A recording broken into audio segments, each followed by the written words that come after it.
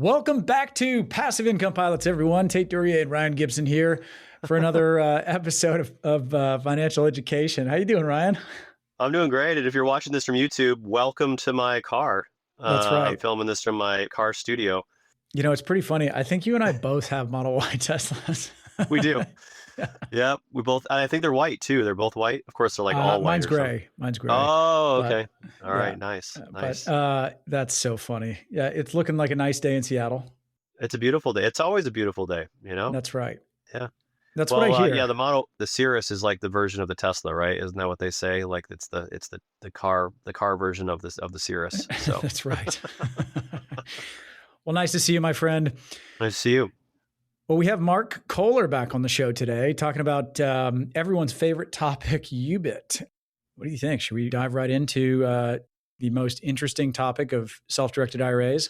I think it begs some table setting. I think if you're a long listener of the show and you've listened to episodes 110 as an example, or you listened to, I think it was episode 29 with Derek Long, or maybe it was 36. I can't remember off the top of my head. We've done some deep dives into how you can take retirement dollars and invest them into real estate or non-traditional assets, basically anything outside of the stock market.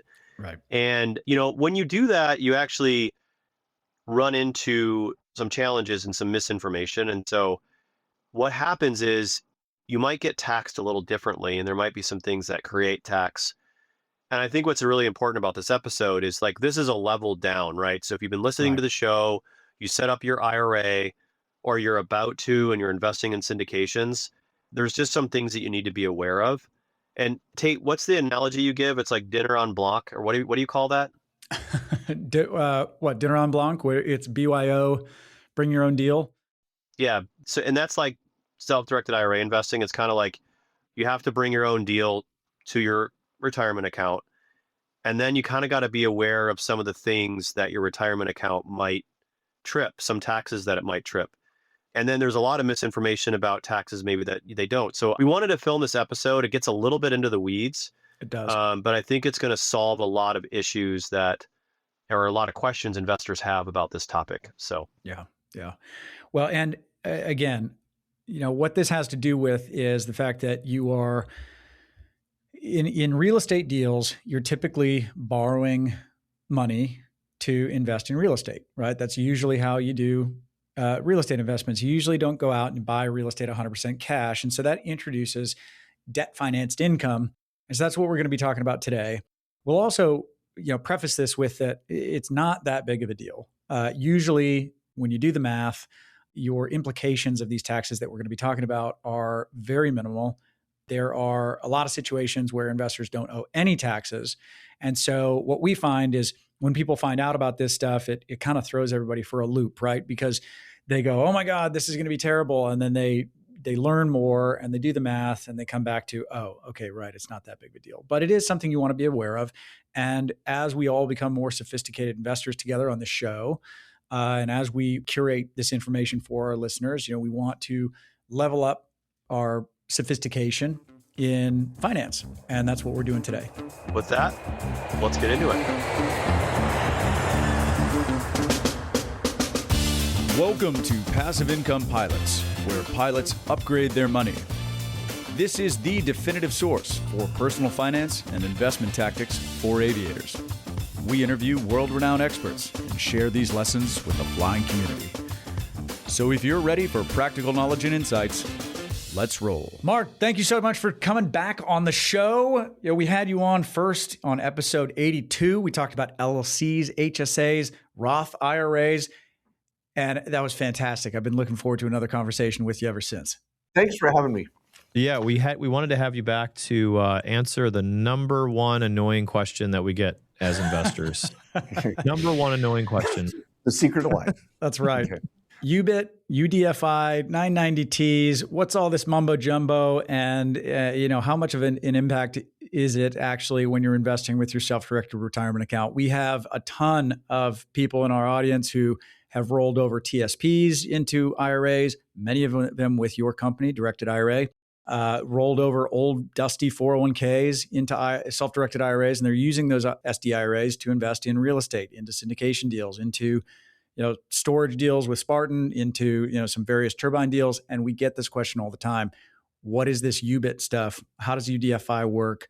If I get hit with it, how much do I have to pay? Does it have to come out of the IRA? We're going to answer all those things today. So thanks for coming back on. Do we want to talk about the Iran conflict too, or anything else harder? Because this is not easy. No, I'm just playing. Okay.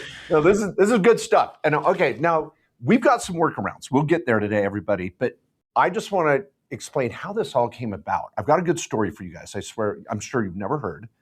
And if you can understand why the hell this tax is there, then you're like, okay, what's the workaround and how and why? And you'll come to find out it's a necessary evil of investing with your IRA, but it still does not mean you don't invest with your IRA. You just have to know the workaround and why it's there. So this UBIT, unrelated business income tax, has been around for, I want to say like 80 years, 90 years, more. It's been around a long time. And there's been cases on this. And you may say, well, hold on, IRAs haven't been around that long. No, because this originated with nonprofits. Nonprofits that started to go make money, it wasn't fair to others. And it all started in New York City, ground zero, NYU. Back in New York, back in the good old days, early 1900s, NYU was trying to help make money for the college. And they said, you know what, let's open a pasta factory across the street. We'll have the students work in there. This will be great. We'll make some money and it'll help offset tuition. It'll help make, what we need to cover the bottom line. This will be great. Well, they opened the doors. All was cool. They were making pasta, selling it. And because they didn't pay tax, because they're a university, they are a nonprofit. They're like, this is great. We can undercut all the other pasta makers and we can corner the market. This is freaking awesome. We're geniuses. Why didn't we do this earlier? Well, New York has a few big Italian families that were part of the pasta business. They did not like this. Maybe there was a few threats, and maybe a dead horse in someone's bed or something. I don't know. But anyway, they did not like this. And they thought, okay, we are going to go take them to court. We are going to sue the university for not paying their taxes. This is unfair practices, laws, whatever. So they take them to court and it goes to the United States Supreme Court. And they say, hold it. This is a nonprofit making money doing business like the rest of us Americans. It's not fair. They should have to pay their fair share of tax. And the Supreme Court says, well, that sounds great, but that's not the law. The law does not say they have to pay tax. So if you want the law changed, go to the legislature. So they took another year or two, went back to the legislature of New York, and then figured out, well, this is a federal law. So they go to their senators and take it to Congress and say, we need a fair playing field. Unless a university or any nonprofit, Salvation Army, United Way, whatever, if they're going to go do business, they need to pay tax just like everybody else. Now, if they're going to invest, buy real estate, buy land, that's cool, that's passive. But if they're going to run a business like a pasta factory, they got to pay their fair share. And so finally, the federal government says, okay, we're going to pass a law that says any income unrelated to your business as a nonprofit, you've got to pay a special income tax, unrelated business income tax, UBIT.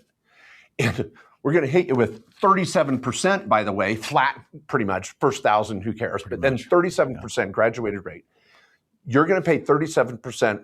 And so from that point forward, any nonprofits and then IRAs, retirement accounts that had special tax treatment got sucked into this same rule that if you're going to compete and open a construction company, even museums that have a gift shop pay UBIT on the gift shop revenue, because the gift shop is not patrons going into the museum, they're selling product, just like Toys R Us across the street. Right. So they have to pay this UBIT, and this is where it all came, and IRAs and 401ks have to play by the same rules. There it is. All because of pasta. Yeah. And it does make sense, right? Because like if this rule didn't exist and I wanted to start a construction company, I would just say, well, heck, I'll just put it in my IRA because then I can run my construction company for 30 years and never pay any taxes on the profits, right? Yeah. Now, here's the workaround. Let's say, okay, well, I'm going to buy Tesla stock. They're a for-profit. I'm going to buy Tesla stock in my IRA or 401k. Yeah, but they're a C corporation. They're not a nonprofit. So they pay their fair share through corporate tax, flat rate of 21%. Remember that. So Tesla's paying their corporate tax, and all dividends are passive. So I don't pay tax in my IRA when I invest in Tesla. Tesla pays their fair share and is passive to me. But if I'm going to go start an operational business, then I'm in the business as an active participant, per se, the IRA. Then if it's not a C Corp, it's got to pay this UBIT. So the workaround, and we've been setting these up for years, is the C Corp blocker. So your IRA forms a C Corp and then invests in the pasta business. Now, when the pasta business makes money, it goes into your C Corp. You pay 21%.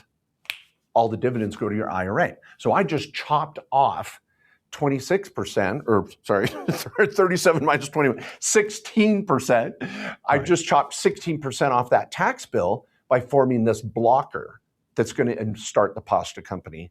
And then I've got around UBIT that way. And how does the blocker work?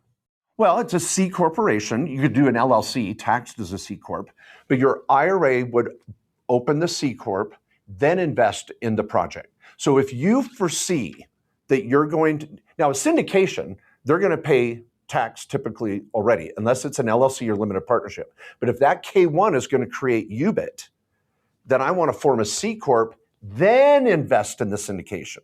So that any profits that come out that are subject to UDFI, we're going to get into unrelated debt financing. But if it comes to your C Corp first, you pay your 21%, you're out. So you're done. And so you block 16. And you said if the syndication is going to create UBIT, how would I know that the syndication is going to create UBIT? Well, in the prospectus and right out of the gate is you get your, if you're an accredited investor, you're going to get all of that information on the plans for the company. If it is a limited partnership, it's going to say it's going to file a 1065. If it's operational, like they're going to go open restaurants around the country, then you know that syndication is going to create ordinary income that would be subject to UBIT if any of the limited partners were nonprofits or IRAs or 401ks. So now if I'm a regular individual investing in that syndication, I don't need the blocker because that K1 is going to come to me individually and I'm going to pay income tax as an individual. But if I'm a nonprofit or an IRA, the government's like, whoa. That's not fair for this Americans because syndication is going to go out and raise all this money that's tax-free and no one's going to pay tax on it. Then they can undercut other restaurants. So if you're a nonprofit IRA, 401k investing in a syndication that's doing operational income, that K1 character, that income is going to come through and be subject to UBIT. Not to a regular individual, so I don't need a C Corp there, but for the IRA. And what are some examples of businesses in a syndication other than restaurants, like maybe more real estate related that would be operational? You bet. Construction and development.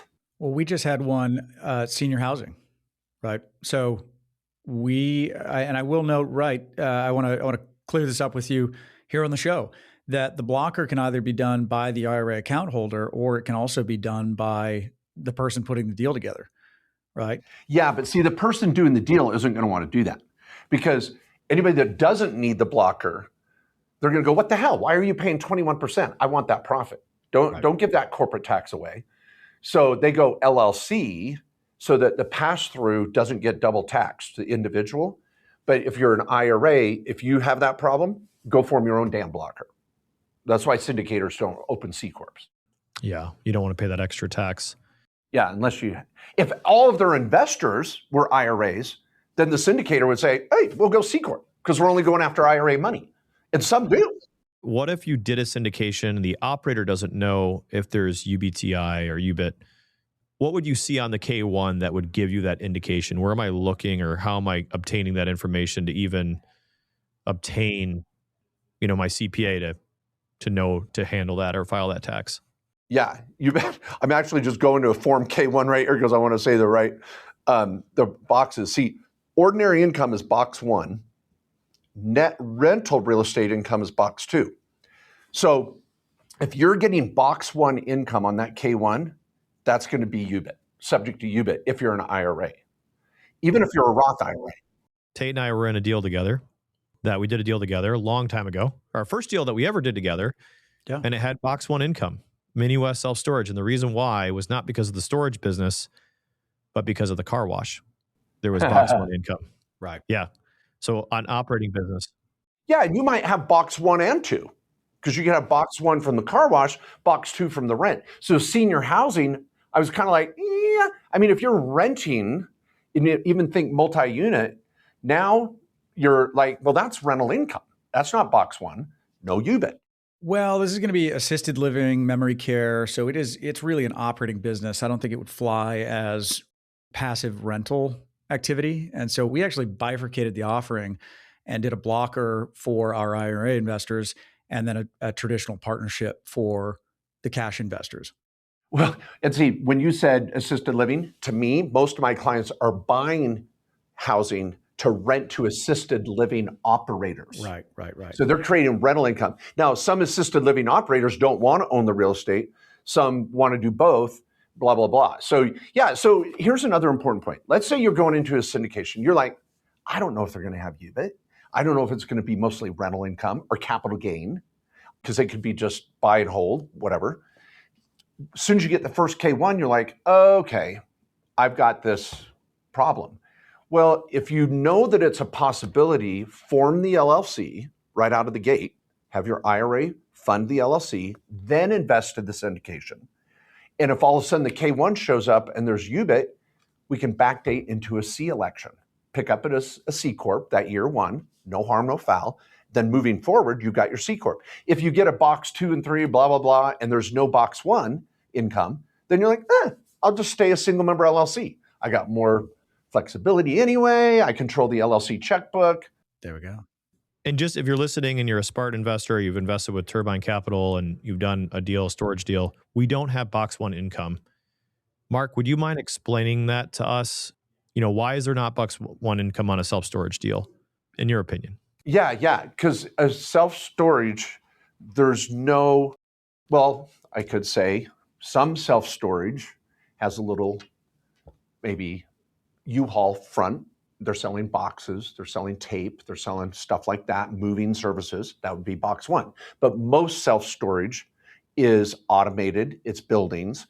You rent a storage unit, you set up auto pay. So then I have it's all rental income.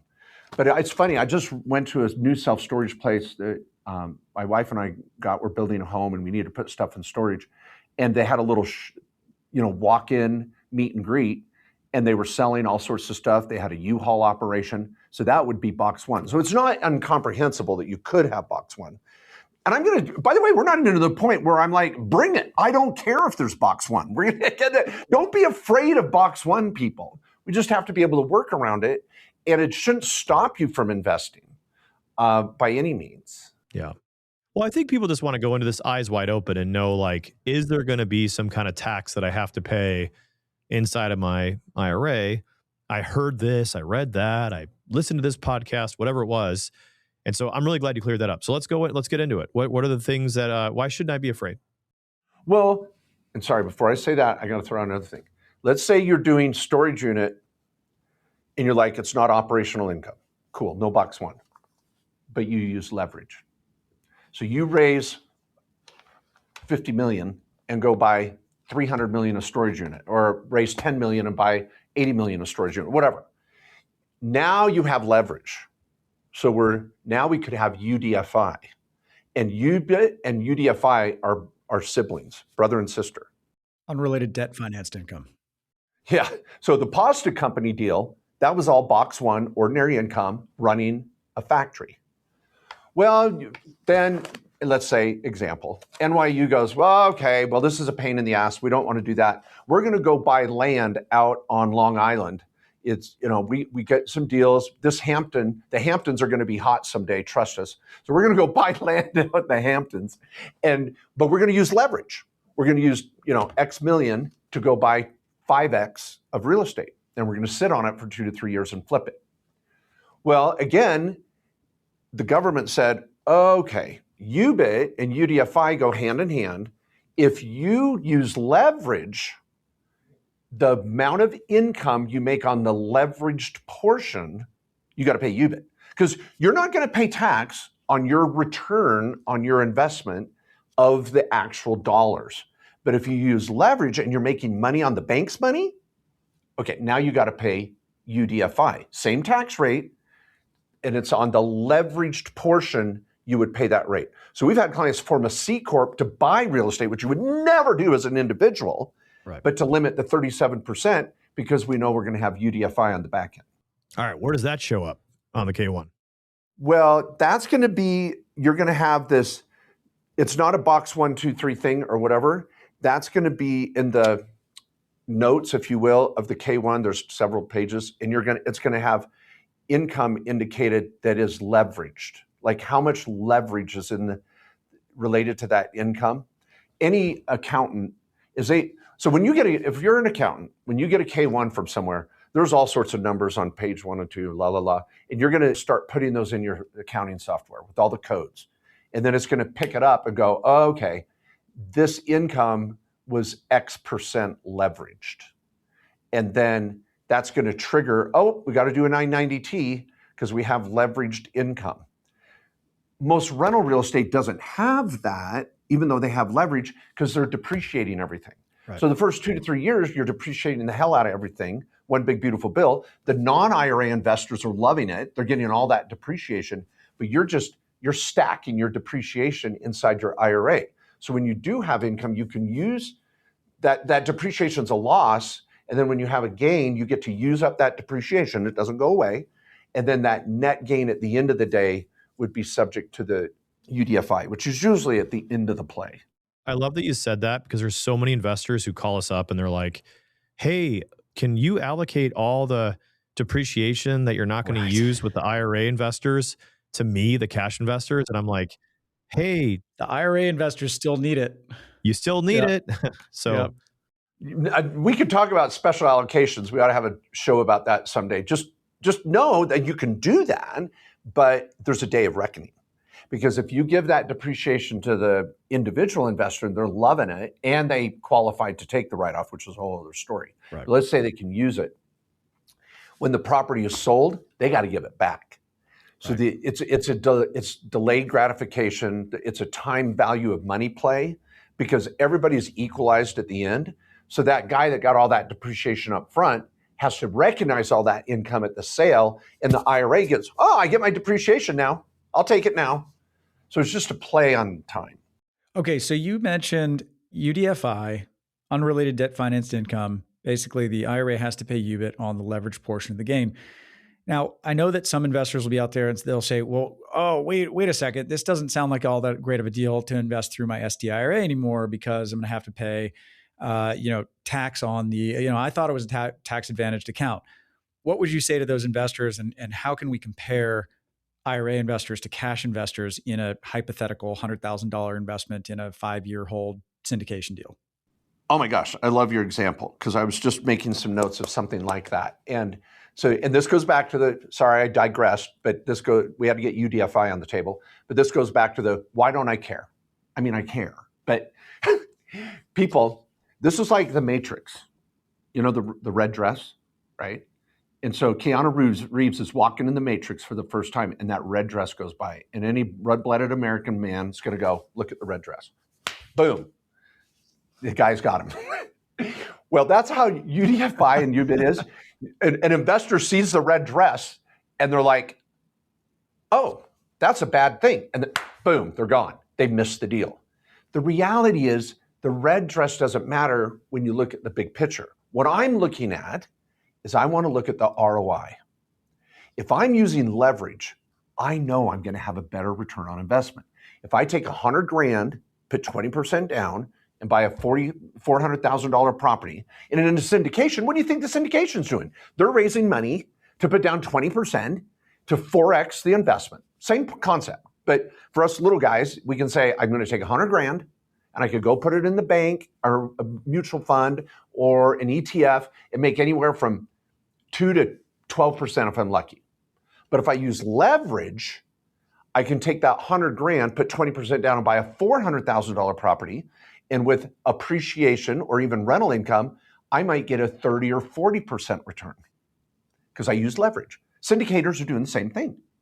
So you say, oh, this is going to have UDFI, there's leverage, I better stay away, red dress, gone. No, I want to look at the overall ROI. What is that syndicator doing with that cash? Are they 3 or 4Xing it in acquisitions? And then what is my return based on my cash in? What is my cash on cash return? If usually with leverage, we're going to see a 3X on your cash on cash return or more. Well, when I look at that and say, okay, I'm not paying tax on my original investment, only on the leverage portion, which is not my money anyway. I'm using OPM, other people's money. Right. So I'm using that other people's money to make a rate of return that I'd gladly pay 21%. You do your blocker. So, look, I can get a better rate of return, make money I wouldn't make otherwise, and all I have to do is pay 21% on it. Great. I'll freaking take it. I'll take that 79% all day long. And so when we realize that that leverage is allowing us to make more money, we throw in a blocker, 21% is just cost of doing business to get a better rate of return. I think there's also something that people don't really put into the calculus is, you know, when you look at the target potential returns, you know, the target returns on a passive deal, and you're looking at investing with that with cash, that's not considering your personal tax rate. We can't tell you what it's going to be after tax because everyone's tax situation is different, right? So a cash investor, sure, they're going to recognize those depreciation losses during the hold period, but when we sell, they're going to have to recapture and pay capital gains tax, long-term capital gains, 20% on the gains plus state. So it's a lot more apples to apples than people think. They think, oh, I'm getting punished for using my SDIRA. It's like, no, it just narrows the gap a little bit. Yeah, and you're still, and see, now I would argue, now that's fair. What you're doing is say, I'm going to compare an average American 1040 to the IRA that has to maybe pay a 21% rate. I would even say there's another comparison that's compelling. What would I get otherwise with my IRA? Don't worry about tax rate. Say, if I take that IRA and go buy an ETF and make 10%, if I'm lucky, on average, over those same 5-year period. Okay, I didn't pay any UBIT, but all I made was 10%. Right. If I take that same money and go invest with this syndicator that's got a track record of 15 to 20% or more, then holy crap, after that 21% on the leverage portion, I'm still outperforming the ETF. Yeah. Comparing my tax rate is, I would argue, a little more apples, oranges too, because we want to look at what is my overall ROI with UBIT or without it? What are my choices if I avoid UBIT? Well, they kind of suck, you know? And it's not leveraged or not too. Like it can be, if you're only leveraged, 40% or 50%, right? Then that's a much less UDFI tax. So if it's a highly leveraged deal, 80 or 90%, then you're going to get more UDFI tax. If you get closer to 40 or 50% leveraged, it'll be much lower. So there's kind of a lot of things to think about, right? Yeah, and you're right onto it too, because what's cool is UDFI on the leveraged brother, sister, I don't know who's the brother and who's the sister, but on the leveraged UDFI tax rate, it's on the debt ratio at the time of sale. So for 5 years, this syndicator might be paying down the debt along the way, and all of a sudden when they go to sell this investment, whatever it is, that debt ratio could have gone down from 80 or 90% to a 40 or 50%. So it's not what you go in at that's the measurement, it's when you are coming out. I want to talk about the trust tax rates because you've said 37%, which is accurate, but I want to talk about the fact that UBIT and UDFI are taxed at the trust rates. And that's why we want to use the blocker. We want to be aware of it because that it ramps very quickly, right? Do you want to speak to that at all? Sure. I mean, I want people to know, think of it again, back when the federal government passed this law for UBIT, they were like, what is a nonprofit? What is it? It's not a human. It's not a corporation. There's no owners of a nonprofit. It's there. It's just kind of like they're doing its charitable purpose. There was nothing more similar to that than saying it's a trust. It's held in trust, this money, to carry out this charitable purpose. So we're going to just attribute trust rates to it because it's not a person, it's not a corporation. So the next best thing is the trust rate, which kind of sucks. So that's where it came from. It's like IRAs, 401ks, when you came on board, you're really a trust company. We're directed IRA trust company. We are holding in trust your IRAs where you get to direct where you want to invest it. So that's why the trust rates apply. The second thing is, please everyone remember that this is trust tax rates on irrevocable trusts. This is not your revocable living estate plan trust. It does not pay tax, nor should it. Now, if you die, your revocable trust becomes irrevocable, and that's why the family wants to distribute the money as fast as possible, and any distributions reduce the taxable income of a trust, but that's a whole other topic. But it's irrevocable trusts that we're talking about, not your joint revocable living trust. Excellent. And it's the income, it hits the 37% bracket at $16,000 as of 2026. So yeah, it ramps up quickly, and that's why we pay attention to it. Yeah. What about the 990T? Okay, so let's say somebody gets a K1, it's a few years into a deal, it either sells, and so now it's time to pay the piper because it was leveraged. Let's just say it was leveraged. There's very few deals that investors might consider with their SDIRAs, I think, that have an operating business inside of them. So, but let's assume that a deal is leveraged at 50 or 60%. It sells, it makes a nice profit. It turns $100,000 into $200,000. What happens then? So how do investors work with their custodian, like directed, and file this 990T? And how does that whole process work? You bet. This is a really good point you bring up because people, you're the captain of your ship when you self-direct. And this is why, Steve Kramer on Mad Money, everybody's calling up, asking what stock to invest in, and he's hitting bells and whistles and la, la, la. And someone will call up and go, should I self-direct? And he'll be like, oh, no. Don't trust yourself. You got a loaded gun. You're going to screw it up. Let us in Wall Street invest your money. Ugh. And so this is Wall Street's message. Don't self-direct because you don't know what you're doing. And there's a little truth to that. If you're going to self-direct, you've got to stay educated. That's why those listening to this podcast, God bless you. I'm turning around preaching to the choir right now because you're like, tell me, I'm here every Sunday. I want to hear what's going on, right? And so as a self-directed investor, it is on you to look at the K1. Directed IRA, we don't go through all the K1s and go, oh, hey, you might need to pay UBIT or UDFI. Hey, we'll do your 990T. We don't do 990Ts, and no trust companies do them. Right. Very few.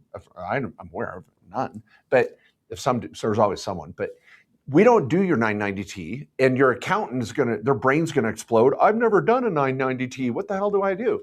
And so, first point is you've got to identify when you get that K1, if you're going to self-direct, the syndication, you want to get a copy of that K1 and go, hey, okay, looks like I've got some box. Oh, you got some leverage in here. Then you talk to your accountant and you go, hey, can you handle doing the 990T? They're not that hard. They freaking just need to do a CE, a course on a weekend for an hour or two, and they're good to go. Their software is going to pick it up anyway. But your accountant can knock out the 990T, or we have referrals of accountants that will do 990Ts. But you've got to be the one to identify it and say, oh, okay, I might have an issue here, and make sure that tax return gets done. And you can pay for the tax return to be done yourself. But if there's tax owing, your IRA would need to pay the tax. So you got to and it could be any of your IRAs. It doesn't have to be that IRA, but you've got to make sure you pay that tax. So just to take away here, you have an IRA, you're going to get a K1.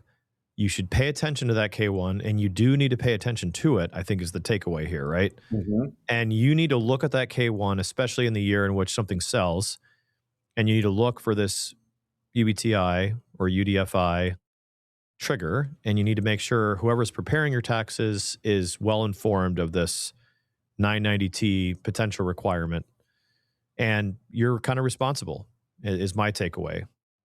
It's on you. The IRS is going to send a nasty letter. You're getting it. Yeah, don't assume that, because I've heard a lot of investors in the past who are like, oh, I have an IRA. I don't need a 990. I don't need your K1. I don't care. It's not right. And so I think the message, like the big takeaway here is, if you're in a deal, if you're in a syndication, if you're in any partnership, right, that has distributions or you have ownership in, you're going to get a K1. And if you've used your self-directed IRA, make sure that you're just keeping your CPA in the loop of potential requirements to file. Definitely. Now, and one clarifying point, as you said, when the deal sails, make sure you look. When the deal Right. They might open some ordinary income operations in there. You never know. And so you want to be looking for box one and hopefully you're seeing that in the investor report. It doesn't just surprise you on the K1, but yes. Yeah. And so I'd say take the good with the bad, because the beauty of self-directing is you're like, holy crap, I'm making more money than I would in Wall Street. This is awesome. I'm investing in something I know. I'm really excited about this project.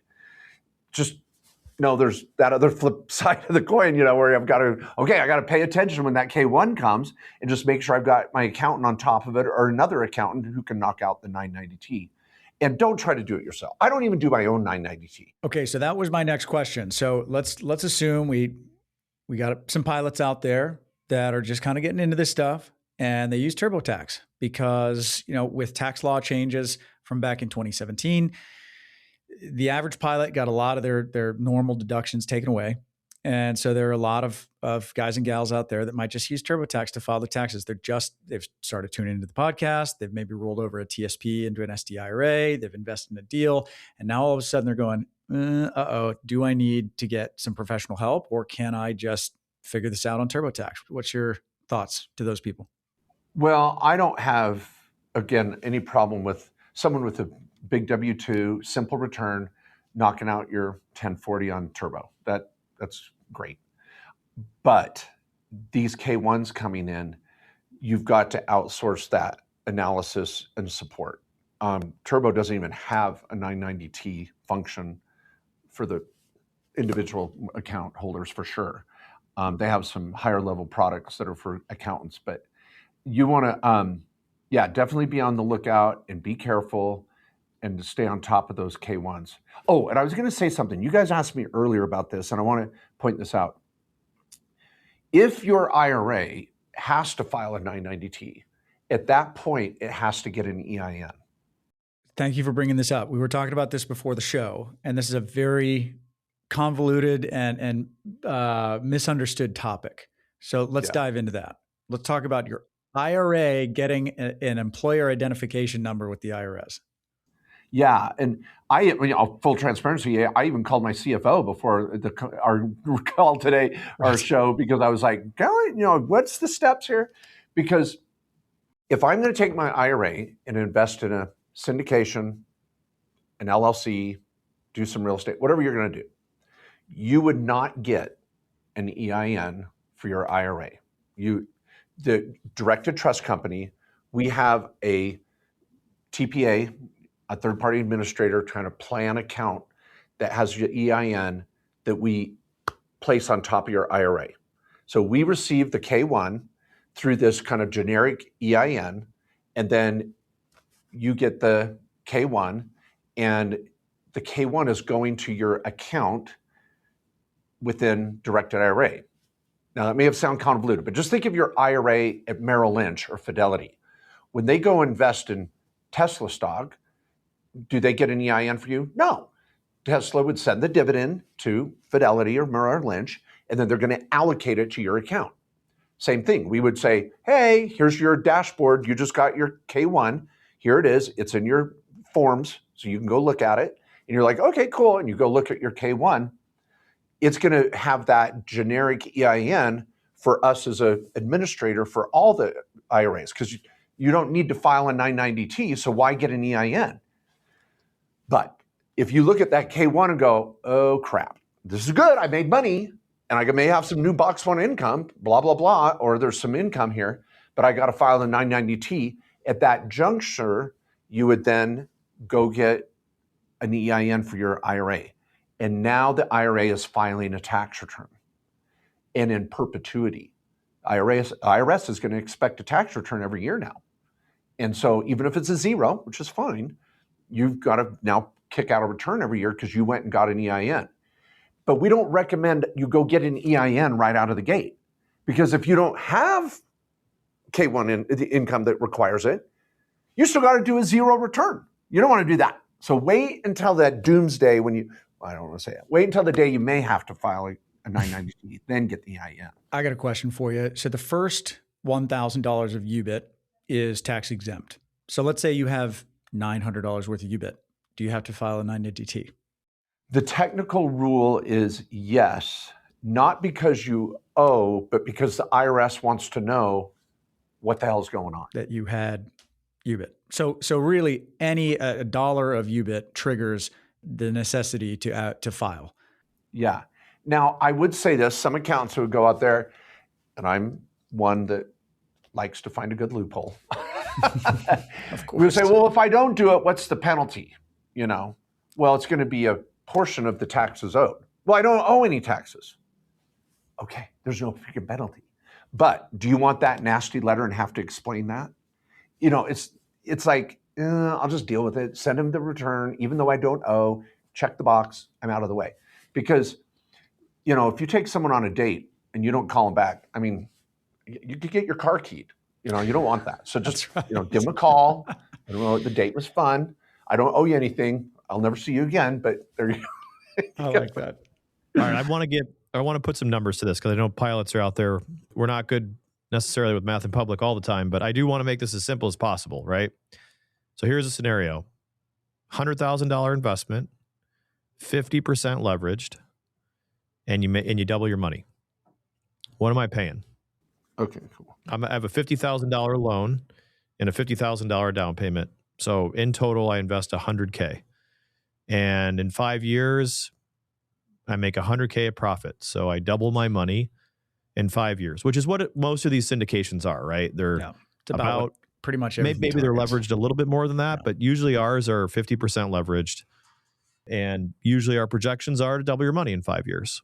Okay. And you're assuming too that the leverage is they're going to just pay interest only the whole time. The debt did not go down. Yep. Yeah. Well, in this scenario, we only usually get 2 to 3 years of interest only on the loan, but for this sake, let's just say it's interest only the whole time. Okay. It just makes the math a little easier, sure. So, Yep. And okay, this is good. And by the way, I'm trying to make Ryan laugh the whole show here. I got Tait. We're having a good time here, but Ryan's tough. He's a tough nut to crack here. I'm just saying. So I'm going to be working you more here, Ryan. Okay. Now, Thank you. Okay, 50K in, 50K loan, have $100,000. I'm in.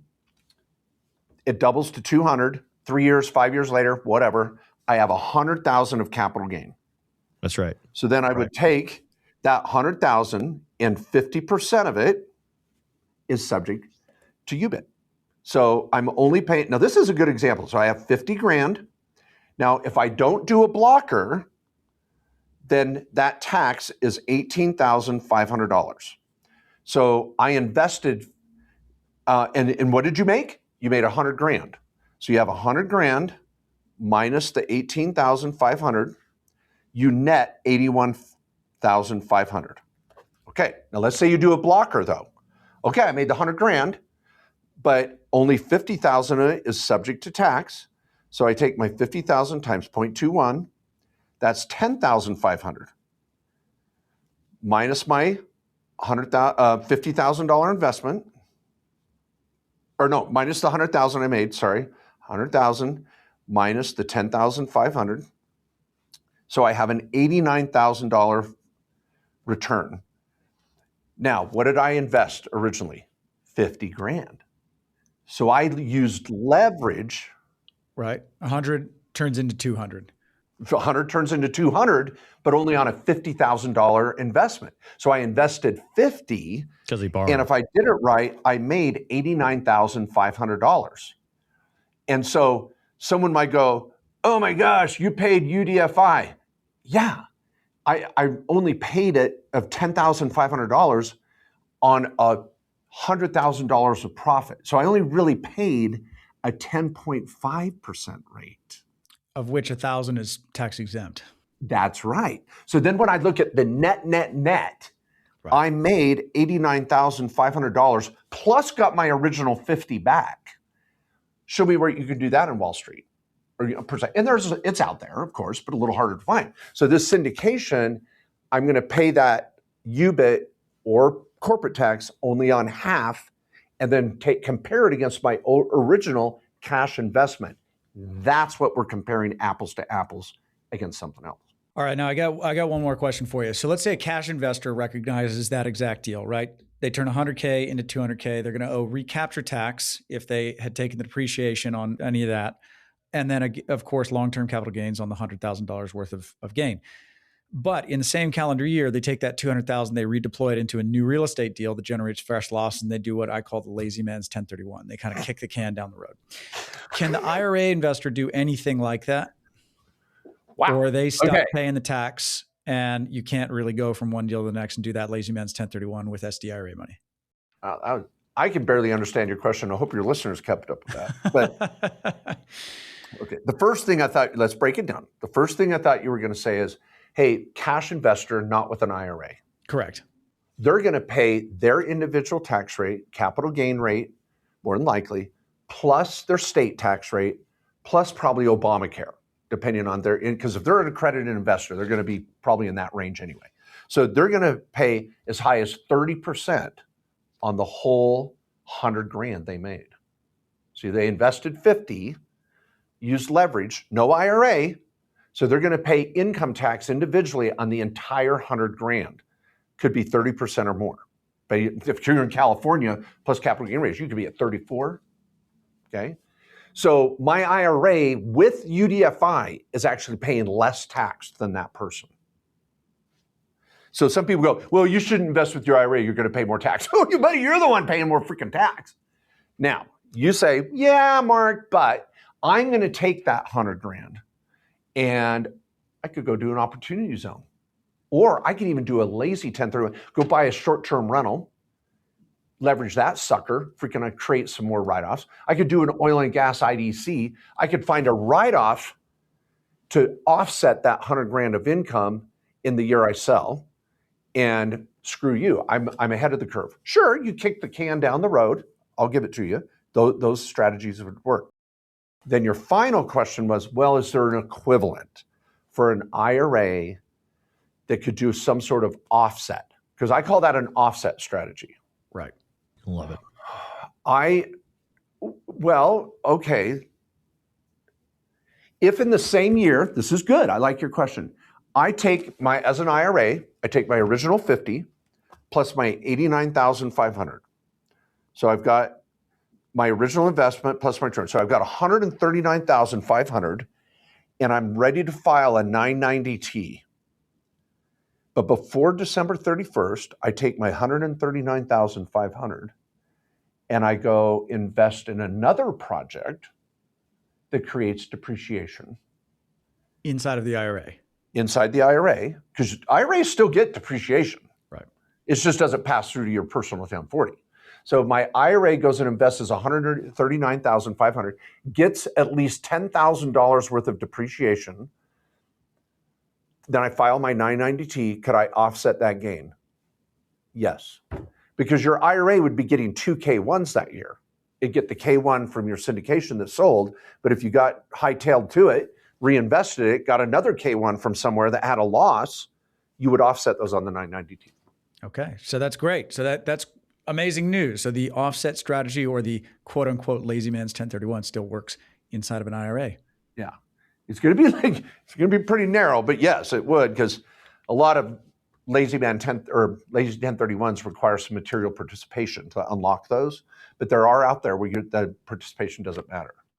And when I say 1031, for anybody who might be new to the show, this is not talking about actually doing a 1031 exchange. I think we kind of coined that term of just investing I thought I coined it. Oh, maybe you did. Maybe it was from you. I don't know. We've picked up a lot of little tidbits from a lot of people.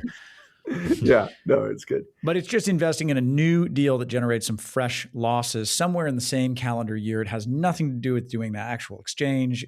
There's no timelines associated with it. It's just recognizing the sale of an asset in, call it April, reinvesting those proceeds sometime before December 31st of the same year to generate fresh losses in the same tax year.